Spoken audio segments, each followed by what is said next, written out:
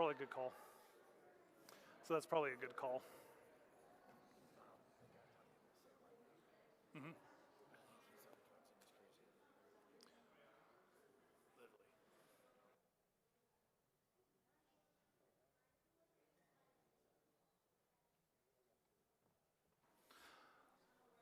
All right. If you're outside the doors, go ahead, come on in, find a seat.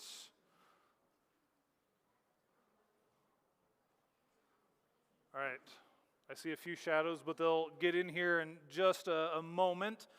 So we're going to do this as quickly as possible. It's going to be a little bit differently than what I have done in the past, and probably will be a little bit different than what we do in the future, but we had toyed and played with the idea since around the same time last year. I was doing a lot of Zoom calls, interviews, things like that. Today actually is the day I came out and interviewed a year ago. Yes. And so it's kind of a special day. Callie was at home praying that nobody stopped by because she didn't know what she would do if they stopped by to wish me a happy birthday then. And we just prayed, and God made everything work out so that, yes. But today we're going to vote on our new board members and replace the position of a few. We're going to talk about kind of what has happened over the last year. So if you already have your ballot filled out, you can place it in the fishbowl in the back by Nate. We will collect those, count those, but on your ballot you have a few positions, and one of the directions we're going forward or moving forward with is we really would like to have people on the board serving in places God has specifically gifted or gifted them with talents. So instead of just having kind of a blanket vote, this is who we would like to see on the board. We're trying to discern what we would like to fill those positions. And so on there you'll see things like treasurer, buildings and ground, and discipleship. And normally in the past we haven't had those. And so what we are doing is moving in a direction of trying to have committees, of having teams to be able to build those up, but have a specific purpose instead of somebody getting voted in and saying, kind of like I mentioned earlier, I don't even keep a checkbook register myself, and somehow I'm supposed to be overseeing finances. And so we don't want to try to end up in those positions. And so the people in the spots that are listed below, we've prayed through. I asked our nominating committee to try to think through who would be best fitted on the gifts, talents, and abilities that they know of to fill those roles. In order to be on those, you also have to be a member, have gone through the membership class, and be active, which means in the last 6 months you've actually attended in an active basis. And so everybody you see there will be fulfilling one of those roles. The first two are just a yes, no, and need a majority of the vote to be passed. And then on the second or the last one, you have Samuel Alabaju and Tori Anderson, and you just vote for one, circle it, and put it in the back, and that is a majority vote as well.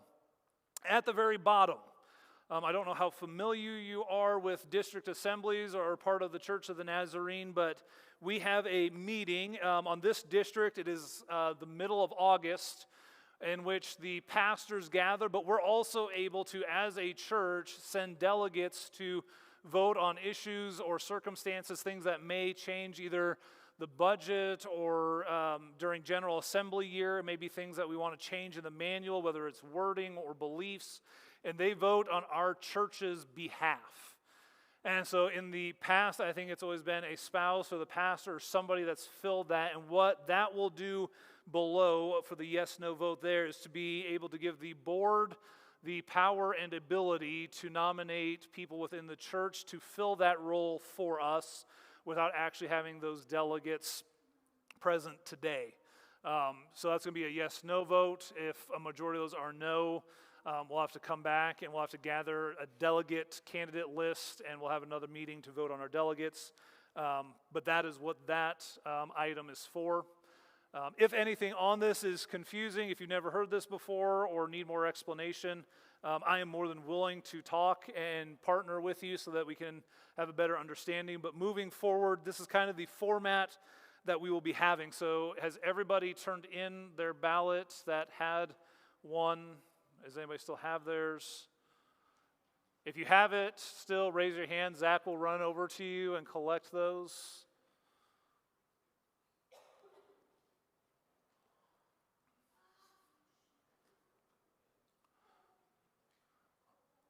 All right. We are going to move forward and to kind of have everything start. We're going to have our student life and kids life give their kind of reports first. And as they're getting their stuff prepared, as Zach's running around so that he can get back to do what he needs to do, I want to give just a few items of direction for this year.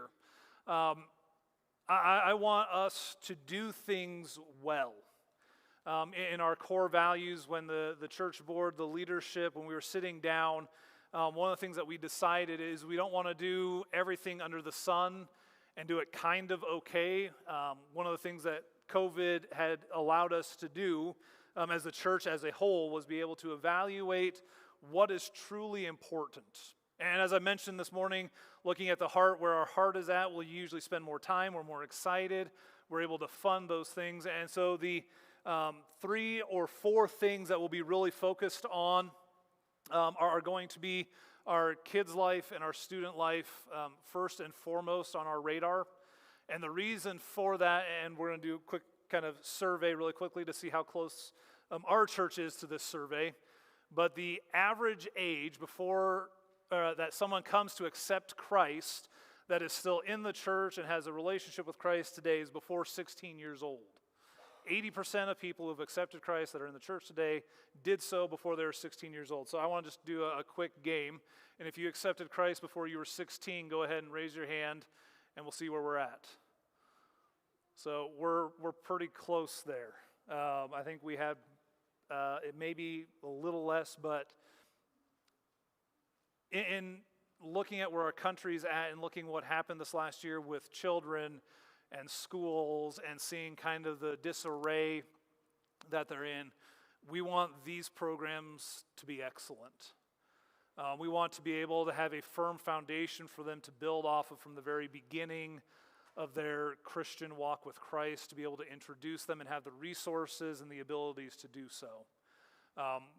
The budget that we're working on for this year is going to reflect that, and it's been increased quite exponentially from what it's been in years past. We want to give them the tools, the resources, and again, I truly believe everybody that I've talked to and look at where their money is, that's where their heart is. Mentality is true. And so I feel like if as a church we say that kids' life and our students are going to be important, we need to make sure that they have the money, the tools, and the resources to be able to reach them. And so just kind of a quick whatever, in your little handouts that you got, if you didn't get one of these, again, raise your hand, and someone will get them to you, but you should have something that says kids' life and student life on them. These are for you to read, go through, look at what was done, where they're going. But we're going to have Sonny and Zach come up and be able to share a little bit about that. I think first, each of them has a short slideshow and or video, and so we're going to kill the main lights really quickly.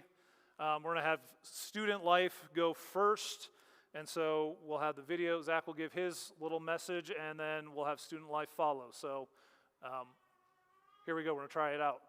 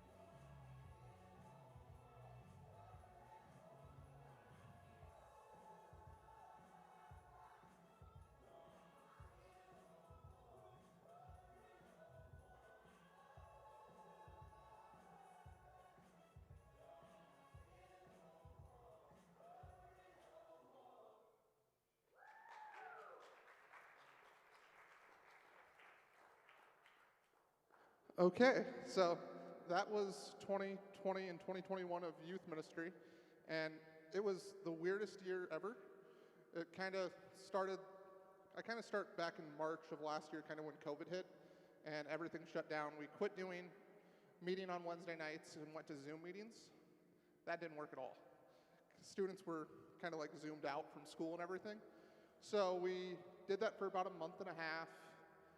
During that, we went and took, was it 6 hours?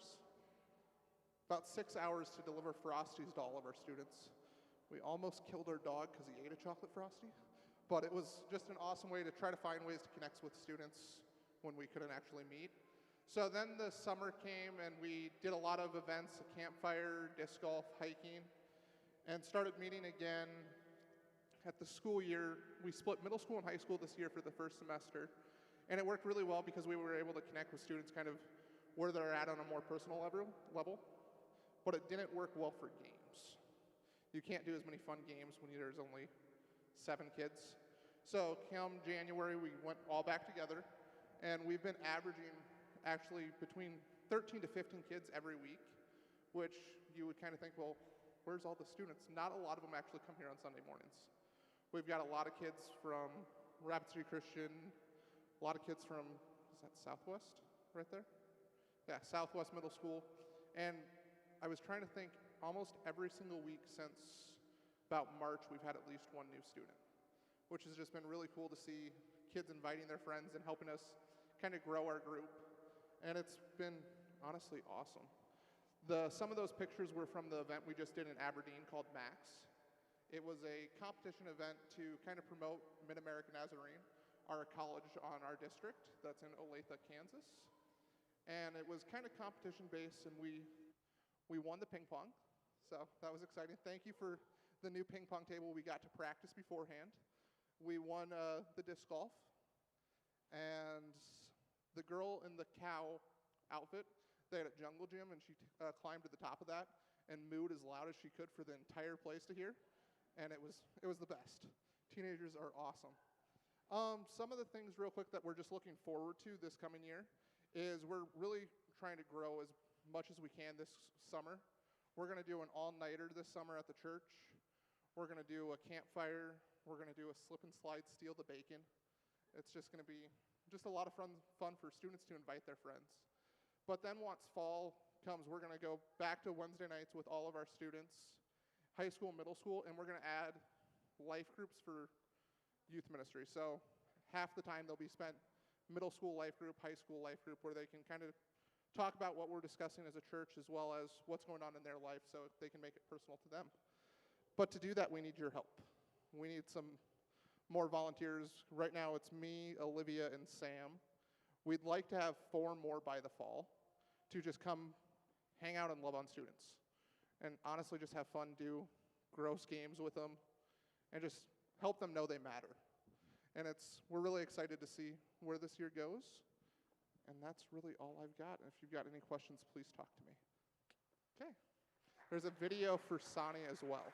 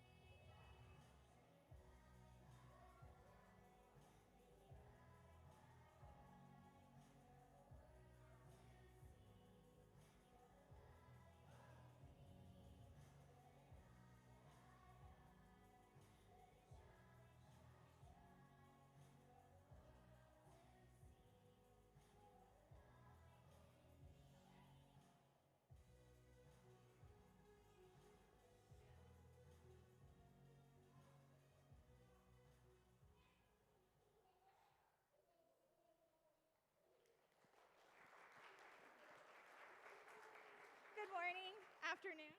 Do I have it on now? Good. I'm not usually up here. So just thank you so much for a great year. As you can see, even though the year was a little bit crazy, we got back involved into kids' life, and the kids are doing great. You may have noticed some pictures up there where there's different types of decorations. From month to month, we change our theme. So at the end of the month and at the beginning of the new one, we put up all new decorations that go along with the curriculum that we have. So this month, we're talking about legacy in the new church and the Holy Spirit. Next month, we revert back to the Old Testament, and we'll do that from summer into fall until we get back to the Christmas story. This past year, as Zach already said, has been an interesting one, but I feel like we've been very blessed by the opportunities that we've been given, even though it was a little different, as one might say. So back in March, when everything shut down, what we decided to do was to do some videos. So I just recorded our kids' lessons and sent them out each week. Some of you may have received quite a few of them over the next several months. But that included their lessons that I would have taught on Sunday morning. It gave the parents the materials to print things off if they would like to use them while they did Sunday morning service or watched Pastor Tom before we transitioned to the Manansky family. Once we got started and the ball rolling on that, we started discussing when we would start having kids' church again, and we reopened in August just before school started again with about half of our attendance, which was pretty encouraging. We were able to do the Christmas program. Lots of families were excited, and that's usually where we see the most growth is as we're coming into the holidays.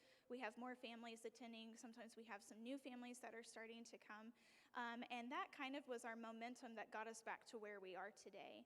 Once we got into the new year, most of our families were back at that point. We have an average of about 20 kids per Sunday, and that includes our nursery and toddler class. And we are having new families arriving almost every other week. And so that's just really exciting to see that type of growth, seeing families excited to be here. That first weekend that we were open, I had kids talking over top of each other because they were excited to tell me everything that was going on and that they hadn't seen me in forever. And they were just so happy to be back. And that's kind of what we're all about. We don't just have Kids Life in the back so that parents can be out here, but we have Kids Life in the back so we can invest in them and their relationship in Christ and really build into their lives as well, so that parents out here have the opportunity to do the same for themselves. So right now, we are fully functioning again in the children's department. We have about 23 volunteers that serve month to month on like a weekly, bi-weekly rotation. With that, we have grown in our nursery and toddler classrooms, and if the toddler room continues growing, we'll have to move into another room. So right now, we're utilizing the hallway and 3 of our main classrooms, and we have an extra one that we can do. Some goals for the fall is that as we continue growing, our goal is to try to double that number, double our families and our children. And if we end up doing that by the end of this year, we will have to utilize the basement as well, which is kind of exciting. We'll move our older children down there and separate our classes again, which is kind of where we were at this time last year before everything kind of shut down. So we're back on track. It may look like we took a couple steps back, but I feel like God has really helped us leap forward back to where we will need to be by the end of the year. Pretty exciting. We'll get to do VBS in July. We're doing a kids' clean water missions project where the kids will be raising money, and we're going to be doing it as a group project for the church as well, so we'll give you more information as that gets closer. But they'll be raising money to have filters that will then be able to be sent to a region in the Mesoamerica area. So it can relate to the missions group that was here when they traveled last year, just before everything shut down. We'll be able to connect with our missionaries in that area. We will be working towards fall as well as the youth group, like Zach was talking about. We will be opening our kids department back up on Wednesday nights as well.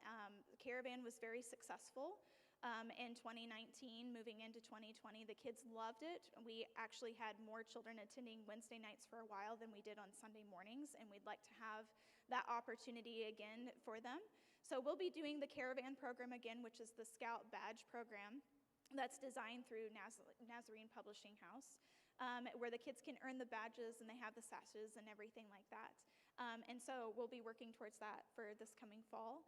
and also getting involved in Operation Christmas Child, where we'll be doing the shoe boxes again this October and November, so your families can get involved, and we'll have more information for that. But I just want to say thank you. It was a lot to put together, and I know that things were crazy enough, but we couldn't have done it without your prayers and without your blessings and support. So thank you, guys.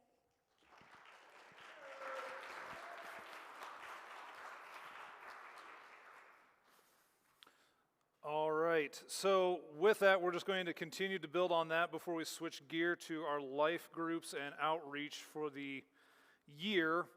One of the things over probably the last 3 to 5 years of my ministry that we have realized is it's somewhat difficult to get kids and children to a location to learn about Christ.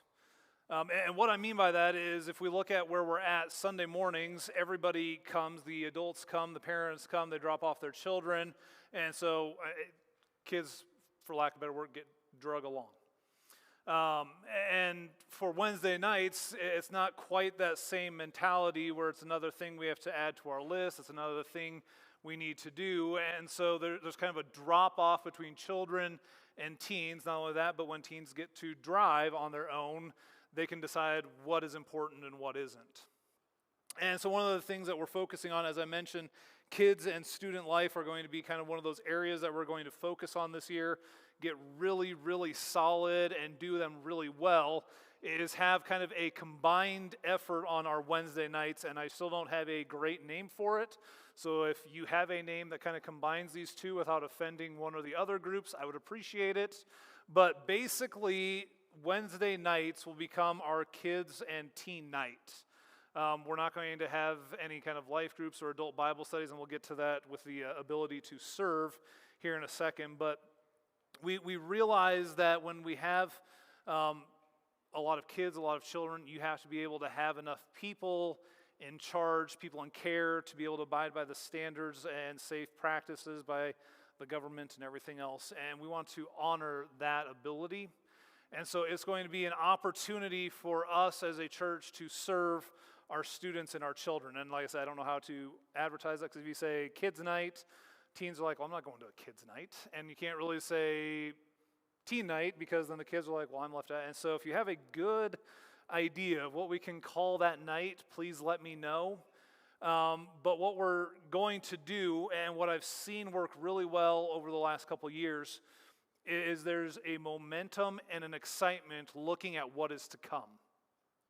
That when you start out as kind of this fifth grader and you're still in that kid's life mentality, I have to be here, but I can hear what the teens are doing, I get to see what they're doing, and next year I get to do that as well. And so there's this momentum that is able to build throughout, where it's not just, oh, now I have to go this, I have to leave all my friends behind. There's a empowerment that happens where I want to, I get to, I'm looking forward to being able to do that. So Wednesday nights are going to be our kids' night starting this fall. Kids or students, or like I said, I need something for that. Please help me with that. But that is where we're at with that. Life groups is our other area of focus this fall. And what I don't know if you're in a life group. I believe a vast majority. So we went through and we started pulling numbers for the end of the year report. And on average, since we started our life groups back in November, we've had about 51 people meeting over the course of a week in 8 different life groups. 2 of them meet on Sundays, 6 of them meet throughout the week that are active members of our church. We looked at those, and from those kind of active whatever, we average in just the adult portion 86 people a weekend. And so as we kind of look at the numbers, 51 and 86, we have almost 60% of our people in a life group growing throughout the week, building those relationships, sharing life together. And so those are started really well, but we need to have a better job at when people come in, getting them plugged into a life group, getting them plugged into sharing life with others. And we have a few different areas, and so what we're going to do this fall as well is really find a way to empower them, to be able to give them the tools, the resources, and allow them to understand that anybody can teach and facilitate them We provide them with kind of a base questionnaire that they can ask if they get stuck. But it really is taking what we do here on Sunday mornings at the very base level. A few of them have added on to what they do and or are doing other studies as they feel comfortable being able to teach them and be able to apply it to their lives. If we take and we hear this, it's like, yep, I heard that, great. But then as we send it out to our life groups, they're actually able to wrestle through it on their own, discuss it with each other, and find ways to apply what has been taught. And so it really is being able to just facilitate questions, sharing a meal, and life together. The other reason we're doing that is, as I've mentioned kind of briefly, if we're going to be the church that God has called us to be, we are called to go and make disciples. And as we go and make disciples, we need places for them to be able to be trained and grow. But not only that, we're not going to be able to know everybody if we continue to grow. I think we had 3 or 4 new people here this morning, and if we keep growing like that, it's going to be hard for us. And so our life groups are going to be kind of a way for our leaders, those who are facilitating and in charge, to be able to get back to us. Be able to contact the church if there's a need or something arises or there's something in their community or their neighborhood that they know they need help with meeting that need, that we can be the resource to do that. I mentioned that in our message. What would it look like if we could actually become the church that wants to reach out into our community and meet the needs of those that are truly hurting and needing us to partner with them? And so as we look at just the ability for those life groups to be able to be the hands and feet of the church going out to report back to the church as a whole saying, hey, there's a need that our small group sees. We're not able to do it ourselves. Can the church help us minister and be kind of this outreach model for them? The other thing that we're doing with our life groups and that outreach model is on your ballots. You notice that we had specific places for leadership to be involved in those. And so this year is kind of a turning point for the board where we have a board position to focus on that. How do we grow? How do we strengthen? How do we encourage our life groups in discipleship? How do we help them and empower them to be able to go out and do the work that we're called to do as the church? And so those are the areas that we're going to be focusing on.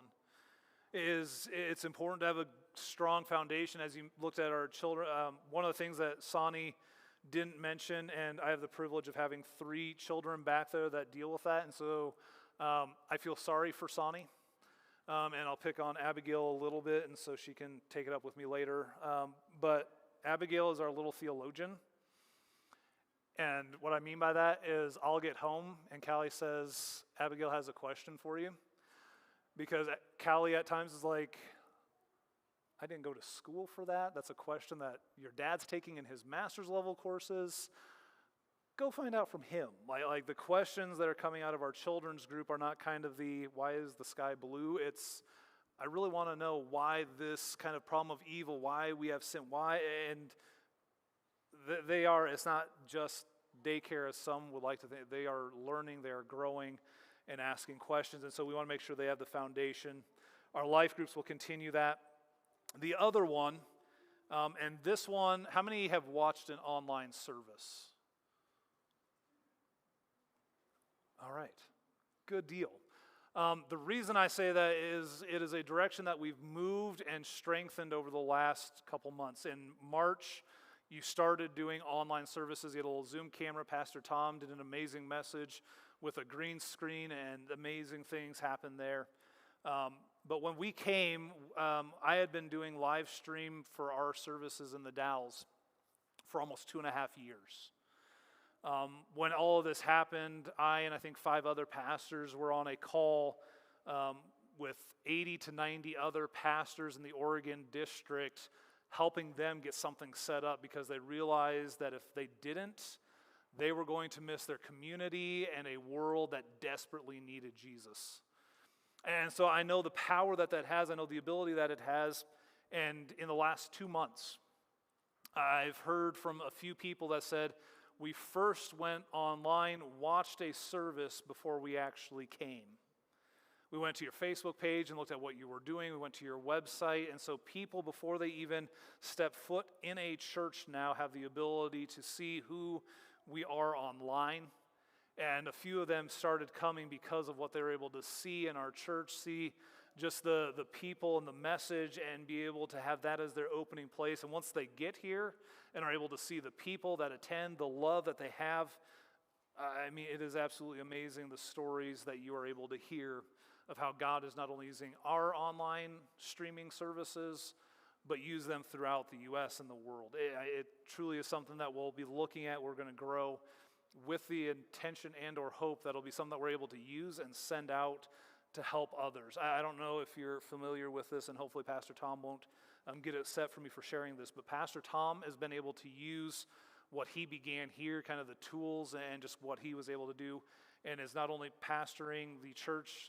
interim in Sioux Falls that he left here to go and do, but he's also helping a church in Huron and Viborg via online services as well. And I thought, how cool would it be for us to continue kind of what Pastor Tom started here, but be able to use the gifts, the talents, and the resources that we have to be able to expand into our area, that if there is a church that is struggling, we can partner with them and help them out. I don't know if you're familiar, but Pastor Matt and Pastor Christian both have their district licenses, and so at any point or time, they would be able to do what I'm able to do and go out and help a church in crisis if God called them to. We also have a few people that have attained their local licensing this year, which means they'll kind of start that process and the coursework to be able to become pastors or chaplains within a church setting or a parachurch setting. And so we have leaders that are growing to be able to meet a world where they're at, and we can actually send them out. And so we have some amazing resources and things that we're able to do really cool and really well. And so I want to close kind of with what we accomplished now that we focused on where we're going. In a normal pastoral transition, I know that we have lost a few people that were really close, that we had grown with, that we considered friends and family. In a normal pastoral transition, you usually lose between 30% to 40% of your attendance. Just because the pastor is different, their leadership style is different, they may be younger or older than what you prefer, they brought in things that you may not agree with, and so you usually lose between 30 and 40%. And we haven't lost that. I was watching a video this week, kind of a conference deal that they put on because you're not able to go to conferences in some of the areas outside of South Dakota still. That's getting better, but they put on this conference, and they said one of the things that they've seen this year, and I really liked the way they said it, is they said, we're having staying parties, that we celebrate when somebody goes on to a different mission field, or we celebrate when somebody goes to do something amazing for God. But he said, what about the people that stay behind, who are committed to the ministry and are there week after week after week? And I thought that was a really cool idea. And I thought our church did a really good job at that. That if you look at who was here from the beginning, who stayed and weathered the storm of COVID, was another thing. We made it through a worldwide pandemic and did it well. Our children's ministry, our teen ministry tried things, and they may have worked, they may not have worked, but we tried them. We reached out to our families, and we've seen people stay as a result not only of their faithfulness to God, but of our church's faithfulness to be able to reach out and find new ways of doing what God has called us to do. The other is in our finances. We were able to, with the budget we created, stick within our budget and not go negative. We have to draw from reserves or anything like that. However, financially we were down. It wasn't quite what I had expected it to be, which I am thankful for, and I bless God and your faithfulness in giving. And like I said, as we look forward to this year, we're looking to potentially increase it to be able to make sure that our ministries have the resources and tools that are needed to excel our church into the future. And so I want to thank you for, one, calling us to be your pastors. It has been a interesting, a weird, at times a difficult year. I think everybody is tired of Zoom, but it has been a wonderful tool and method for us to be able to connect with each other, with pastors around the world, and be able to grow. As I mentioned kind of in our services, a year ago today, I was here interviewing. I was here, I think it may have actually been a Sunday. No, wasn't a Sunday. Anyway, I was here interviewing, and Callie was at home praying that nobody stopped by to wish me a happy birthday because she didn't know how to explain where Pastor Aaron was during a pandemic and why he wasn't home.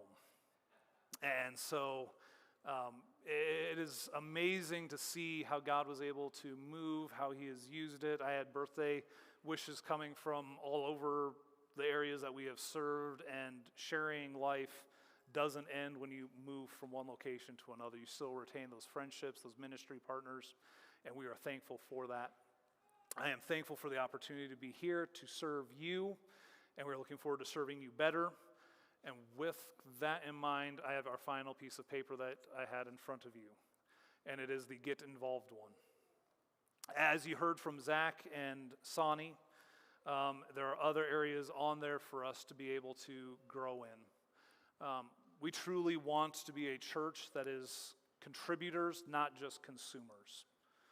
And the Wednesday night, kids night, student night may seem kind of rough. Well, what about me? What about my life? What do I? And we don't want to take away from your growth. We don't want to take away from your opportunity. But at the same time, we want to offer opportunities for people to serve, use their gifts and talents, and be able to pour into others. And so as we do that, there are a lot of ways to be able to get involved, to be able to dedicate time and resources to love on people. And so if you will fill this out, most of these take about an hour to an hour and a half to be able to serve in these ministry areas a week, a month, depending on how many volunteers we get. And I know that as Sonny was looking and we were trying to debate the 2 kids services on a Sunday and everything else, our goal is not to overburden you or burn you out, but we'd like to get to the place, and our guest services team is kind of the same way. We don't want you to serve both of them. We want you to be able to attend one. And so if we're able to get enough people, it's an hour that you're serving and you get to attend for an hour, and it's just a really cool way to not only consume, if you will, to be able to take in, be fed, but also help those that are coming in be fed and cared on also. If we have the heart of Christ and are serving, it's what's drawn people here. As I mentioned, the online portion is the part that they kind of look at to be able to get in the doors. But once they are here, it is the love that they feel from us, from the people that are serving them, that are showing them love, that have taken them out to coffee or lunch or whatever it is, that truly makes them feel like they're part of our family. And so if you can find a way, if something there jumps out, please mark that. We'll have the ministry leader of that kind of group or myself reach out to you. We'll find ways to get you plugged in.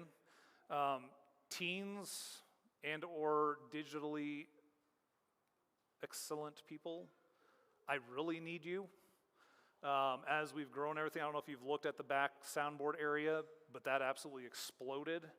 And we realized that when Zach was at Max, that we don't have enough people trained on it to be able to run it and to be able to help. And so if any of the tech areas, online, app, website, anything like that interest you, please let me know. I'll be the one contacting you on those ones. I want to close in prayer, but as I do, and unfortunately I think everybody's serving and or on vacation or work business, but this year we had 3 people step off of the board, which is why we were filling 3 board positions. Mike Knisley and Sean Anderson have served on the board and have done an amazing job, and I want to thank them for their service. Mike had to step out a little bit early, and Sean is on a business meeting and is not able to be here, and so they are stepping out after an incredible job serving the church, serving you and God's kingdom. I encourage them to take a break if they needed it, because it is a rather large commitment taking on the aspect of serving. Sarah Schultz left over the summer and decided that her gifts, her heart needed to align somewhere else, and so it left a vacancy. And then Ron Colrick has been serving as our non-board member treasurer to get us through, and has done an amazing job guiding the church, fixing our financial situation, not only for where we were and helping us get through a really difficult time, but setting us up for success in the future. One of the conversations he and I had, and again, trying to think of how do we serve the community, is he made the comment that with the system that we've had, that we've tested, that we know works, we would be able to, if needed, offer that same kind of system to other churches to help them out, to be able to make sure they're successful at funding the kingdom of God, not only from our church, but churches to come. And so I want to thank all of them for their service. So even though I think, Ron, you're the only one here, so thank you for being here, but I want to thank everybody for their service. It truly was a pleasure working with them. We are welcoming in 3 new board members, and it was a unanimous vote to have the board elect people for our district delegation. And so Barb Bieber will be our new treasurer. Jason Schulke will be our buildings and ground. And Samuel Alabaju will be our discipleship board members moving into the next 3 years. Please pray for them. Pray for your current board. Pray for your pastors. They need it as they look to God's guidance and wisdom to lead this church and you extremely well. I am excited, looking forward to what the church has to come. You'll be getting an email this week with kind of a opportunity for digital signups for those that weren't able to be here. You'll be able to have an online giving link because over the summer, I know we have vacations and everything else. And so if you're not giving online and would like that to be recurring, especially over the summer months, that will be there. And then we'll have the reports in there for you to be able to see as well. I want to thank you. We're going to close in prayer. If you can stay behind to ask questions, if you have them, I will be here. If you want to take somebody out to lunch and share life together, please do that. If you want to go home and just sleep, I encourage that as well. Nazarene naps are a very important part of Sundays. So, if you join me in prayer. Heavenly Father, we thank you for this day, this opportunity to come to conduct the business of your church, to be able to see the ways that you have blessed us and continue to allow your church to grow and expand at Real Life in Rapid City and beyond. God, I pray that you would just be with our leaders, those who are remaining and staying, those who have departed. God, would you just give them an extra blessing, thankful for their hearts and their dedication to serve. And God, we know that those who lead never truly end or stop, that they are always doing the work of your kingdom. And so God, would you just go before them and bless them? Those who are coming on, I pray that you would just bless them, that you would encourage them, that we as a church body would support and just give them the tools, the resources in our prayers, that you would protect them and guide them in the way that you would have your church be conducted here, and that we would just be a church on fire moving forward. God, I'm thankful that you have allowed myself and my family to be here, to be the shepherd, the servant, and the steward of this church. God, I pray that you'd give us wisdom and direction, that you'd give us an encouragement and a fire, that we would be able to take on the gates of hell and push them back for the kingdom of God like you have called us to. So, Father, send your Spirit in abundance. Go before us now, we pray. In your name, amen. Thank you. Have a wonderful day. If you have any of the Get Involved cards, give them to Zach. He's sitting in the back. I'm a poet and didn't